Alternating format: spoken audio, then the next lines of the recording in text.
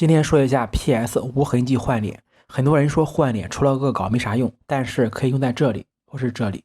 首先在 PS 中打开两张图片，我先复制一个图层，隐藏背景图层，最后对比效果。用套索工具或是钢笔工具选择需要的面部。换脸的时候尽量把五官都选中，选择部位越多，颜色融合越好。按快捷键 Ctrl+J 复制出选择的面部，选择移动工具，把图层拖动到需要换脸的图片上面。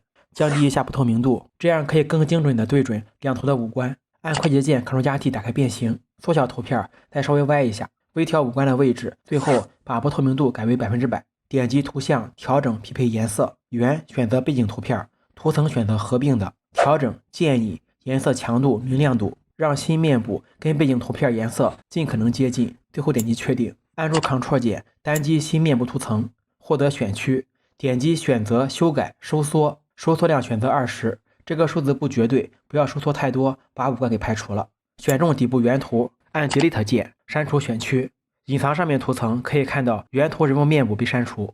选中新面部图层跟原图背景图层，点击编辑自动混合图案，混合方法选择全景图，下面两项选中，点击确定，人物面部就融合好了。合并这三个图层跟原图对比一下，是不是看起来也很自然，修改痕迹也不明显？